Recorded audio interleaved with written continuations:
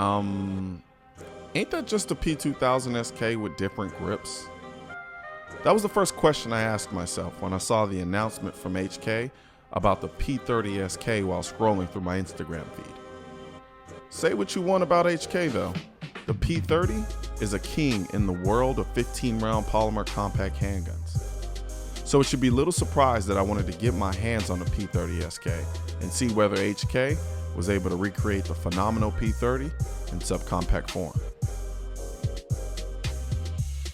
Out of the box, the P30sk comes with two 10-round magazines, two interchangeable back straps, two interchangeable side grip panels, and one Glock-like magazine loader, which to my knowledge is new for HK.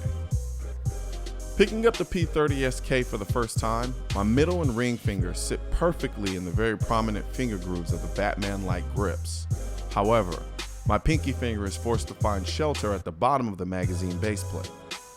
Notwithstanding my homeless pinky finger, the grip on the P30sk feels surgically attached to my hand, even more so than on the P30.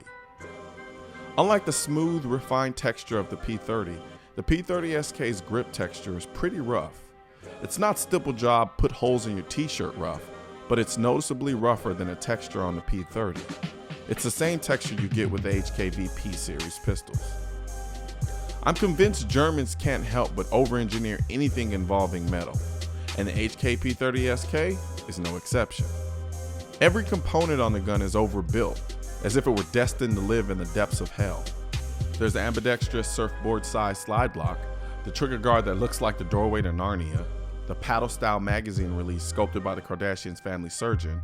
There's even an abbreviated Picatinny rail where most manufacturers would say to hell with the rail altogether. The slide feels like it was built from a decommissioned Abrams tank. The guide rod could easily pass for Damascus steel, and the luminescent sights, which are like night sights, only 10 times worse, are also made of steel. Unfortunately, all of the metal adds weight, and it's hard to make the case that more weight is a good design strategy for a carry gun.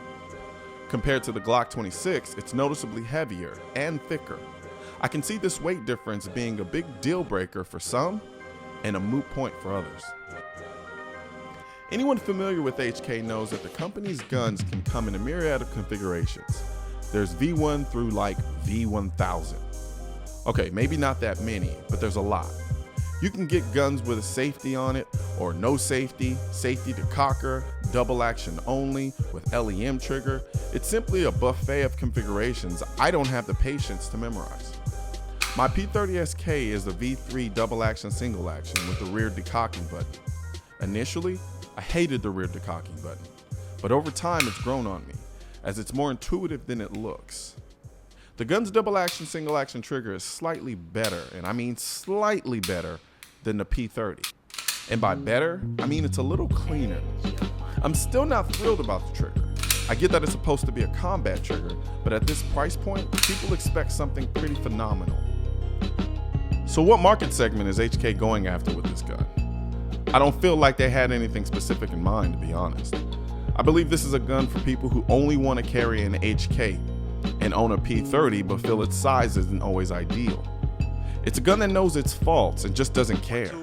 It knows that certain people are going to buy it and feel superior to people who bought the other gun. Not because they're egotistical ODSA driving assholes, but because they have a thing for the little details. And those little details make owning a gun like the P30sk that much sweeter.